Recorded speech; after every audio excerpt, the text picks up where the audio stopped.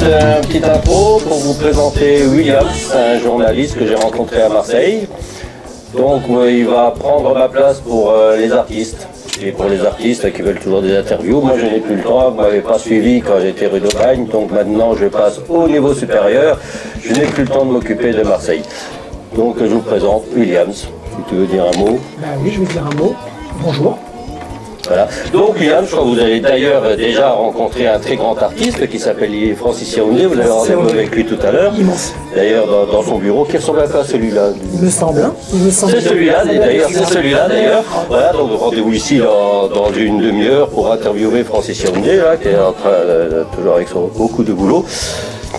On va parler de Africa 54. Déjà ce que j'ai pu percevoir du personnage et de ce que vous êtes en train de tous mettre en place, c'est vrai que c'est très enthousiasmant. J'ai vu tout de suite, d'ailleurs, quand je me suis permis de te contacter, hein, c'était vraiment ça, c'était voir j'ai compris rapidement, cette chance en tout cas, de comprendre rapidement l'ampleur de ce qui était fait. Ça correspond à ce qui est ma recherche ici sur la région. Donc j'ai très hâte de pouvoir commencer cette interview. Là, bon, à tout à l'heure avec Francis Yaoundé. Merci à toi. Bon, Francis Yaoundé, principalement, je vais te demander, Francis Yaoundé, qui es-tu? Francis Yaoundé est un citoyen du monde qui est franco-béninois, voilà, et j'étais ancien militaire des forces armées françaises, mais je détiens également une licence d'organisateur de concerts, et puis dans le passé, j'ai fait jouer beaucoup d'artistes depuis les années 80. J'ai fait jouer... Arrête, parce que j'ai pas encore parlé de ça, mais tu es un musicien à la base. Toi aussi, tu es sur la scène. Oui, je suis artiste, auteur, compositeur aussi, et homme de scène. Mais voilà, le cœur compte beaucoup pour moi, et donc non seulement je suis auteur-compositeur, mais j'aime beaucoup faire jouer les autres artistes. Alors les artistes en question, on va un petit peu reprendre qui tu as pu faire jouer, qui est connu pour le grand public. Depuis les années 80 à 2000, j'étais dans le Languedoc, mais je travaillais sur Paris dans ce domaine-là, et je fais jouer entre 300 et 400 musiciens facilement, venant donc des Manu Dibango, Salif Keita, Alpha Blondy, Maurice Kanté, Jacques Higelin, Peter Gabriel. Stop, le monsieur, donc, je répète ce que j'ai dit hier, le monsieur qui se présente très modestement, c'est une pointure. C'est une pointure. Ça va vous expliquer un petit peu l'ampleur du projet qui est derrière, parce que je pense qu'il faut quand même illustrer sur qui fait quoi. Hein.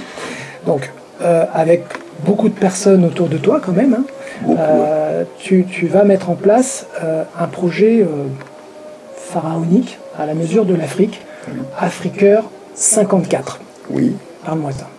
Africa 54, c'est pour répondre et apporter une petite solution, sinon apporter notre petite pierre à l'édifice en ce qui concerne l'actualité, l'une des actualités les plus importantes de notre époque, le problème des migrants, donc tous ces cortèges de morts des migrants dans la Méditerranée. Donc ça fait depuis des années que ça dure, et le pape François n'arrête pas de donner l'alerte comme quoi la Méditerranée est devenue le cimetière des migrants. Et voilà, donc quand on est malade et quand on a les maux de tête, on va chercher les médicaments, le Doliprane ou les Feralgan. Et c'est aussi simple que cela. Il faut trouver une solution à ces drames. Et donc Africa 54, c'est un peu comme un ensemble des restos du cœur de Coluche sur l'ensemble du continent africain, et l'Emmaüs de l'abbé Pierre. Donc Africa 54, il faut faire manger les gens. Il y a des enfants qui naissent de parents pauvres. Un étudiant qui n'a pas mangé depuis 2-3 jours, comment peut-il s'occuper de ses études, de ses leçons? Et donc ceux qui sont nés de parents riches, tant mieux, mais ceux qui sont nés de parents pauvres, il faudrait qu'il y ait des structures du genre sur le continent africain pour qu'ils manger, soigner les gens, soigner les gens, trouver du travail aux jeunes, Si on rassemble ces deux structures, ben, c'est des milliers d'emplois. Donc sur le plan continental, ça sera aussi des milliers d'emplois. Et puis ben, l'éducation, ben voilà. Alors là, tu pars, parce que tu es un homme, tu l'as dit toi-même, tu es aussi un homme qui a été un militaire. Oui. Là, ton armée, c'est une armée d'artistes. Oui. Tu vas faire une suite, voilà, tu vas envoyer une cohorte, une armée d'artistes oui. qui te suivent, bien sûr, par amitié, bien sûr. Oui, je suis quelqu'un de très ouvert. Et comme je le disais tout à l'heure, avant même l'interview, ben, dans le passé, ben, j'ai fait jouer des gens qui faisaient du Jacques Brel ou du riz. Moi, j'ai pas de limite. La diversité culturelle, c'est comme du sel dans la sauce. Et notre monde actuel, notre société a besoin de cela. Et donc, Afrique 54, déjà, ben, c'est beaucoup de concerts. Sur un quinquennat culturel renouvelable. Un quinquennat, un quinquennat culturel renouvelable, c'est-à-dire d'ici 2019, 2029, 2030. Parce que 54 États en Afrique, c'est beaucoup, n'est-ce pas? Mais on ne peut pas faire ça en 2 jours. Et donc, il y a donc la cause des migrants, mais aussi la joie de faire jouer des artistes de tous les horizons. Y compris, je me permets, oui. Y compris de Marseille. De Marseille, oui. Des artistes marseillais peuvent aller jouer au Palais des Sports de Cotonou, au Bénin, au Palais des Congrès de Lomé au Togo, s'ouvrir aux autres mondes, parce que c'est bien de s'ouvrir aux autres mondes. On apprend beaucoup quand on voyage, et je ne t'apprends rien puisque tu voyages beaucoup.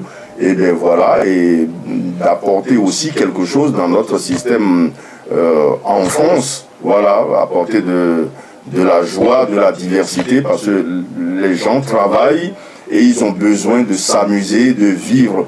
Je veux parler des gilets jaunes. Quand les gens y travaillent, c'est pour avoir de l'argent, c'est pour s'amuser. Et il faut que les pouvoirs politiques comprennent que tout ce monde mérite de bien vivre. Voilà. Et nous sommes aussi dans cette lutte. Le bien-être, c'est pour tout le monde. Voilà. L'égoïsme nous conduira à des guerres et des divisions. Nous y sommes déjà. Et donc, il faut apporter des solutions. Ceux qui essayent de jouer sur les questions de couleur de peau, de religion, nous, dans notre organisation, nous disons non. C'est une sorte de république des actes humains. Donc, république des actes humains, nous excluons tout ce qui est acte inhumain. Eh bien, il est blanc, il est noir, il est jaune, il fait partie de l'espèce humaine et il mérite de bien vivre, de bien voyager, de bien manger, de bien s'amuser, de bien danser, de s'acheter une belle voiture, de vivre. Voilà. Et puis c'est terminé. Il faut bien vivre. Parce que derrière tout le discours de Francis, il y a une inspiration importante. Je vais nommer l'abbé Pierre, Sœur Emmanuel, je vais nommer Mohamed Ali, Martin Luther King, Jean Ziegler, Jean-Paul II, Gandhi, Aimé Césaire. Voilà. Et Papa Samuel Ochofa aussi. Samuel Ochofa. Parle-moi de Papa Samuel Ochofa. Justement, c'est ce que nous poursuivons. Et nous sommes 7 milliards, plus de 7 milliards sur Terre, 7 milliards 600 millions. Et ces noms que tu viens de citer, hein, Nelson Mandela, Martin Luther King, Mère Teresa, Sœur Emmanuel, l'abbé Pierre, Coluche, c'est des gens qui ne sont pas de même couleur de peau, qui ne sont pas de même religion, qui ne sont pas du même sexe, et qui ont tous véhiculé une seule chose, la bonté du cœur vis-à-vis de son semblable. Est-ce que Mère Teresa peut voir les gilets jaunes en train de souffrir et elle ira donner les milliards à des bourgeois, à des riches? Non, elle va d'abord sauver les pauvres. Est-ce que Nelson Mandela va faire ça? Est-ce que Coluche va faire ça? Est-ce que l'abbé Pierre va faire ça? Et donc, ce qui est véritablement humain, on oublie ces questions de couleur de peau parce que quand on aime l'autre, c'est la première des choses, on doit veiller à ce que l'autre aussi puisse vivre le peu de temps que nous avons à faire dans ce monde. On n'est que de passage, c'est ça le vrai amour. Tout le reste, c'est politique, c'est du... Voilà. Et donc, Papa Samuel Ochofa en fait partie, et c'est lui qui m'a élevé. Donc, c'est lui qui détient l'organisation numéro 1 de tout le continent africain, 1,3 milliard. Et c'est un personnage haut en couleur, mais méconnu du grand public. Je crois qu'il arrive en tête, en numéro 1 de tout le continent africain.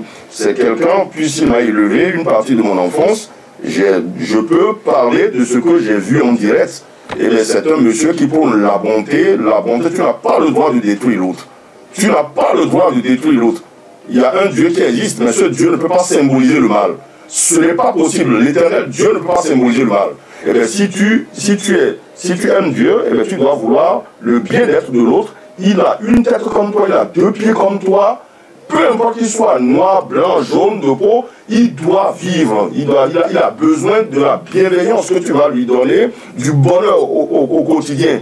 Qui parmi nous peut aider le mal, hein, qu'on lui donne le mal. Donc ce n'est pas une question de couleur de peau, c'est une question de la bonté du cœur vis-à-vis de son semblable. Alors voilà, on a, je pense, un résumé assez rapide, hein, c'est YouTube, mais on a un résumé d'un homme avec une équipe autour de lui, avec beaucoup de personnes derrière, beaucoup, hein. Qui va partir en croisade. Et c'est une croisade très importante pour les deux continents. Parce que vous avez bien compris, dans ce que je résume de ce que tu fais, on va partir là sur des concerts qui vont commencer à partir de 2020, un petit peu même avant. Début 2020. Des concerts sur, on a le Bénin.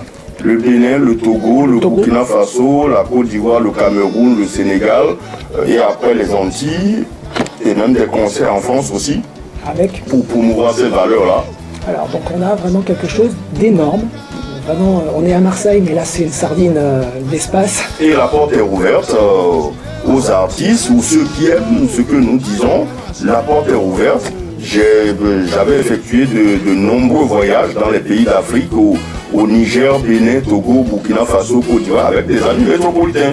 Ils sont de Montpellier, ils sont de Marseille, ils sont de Paris.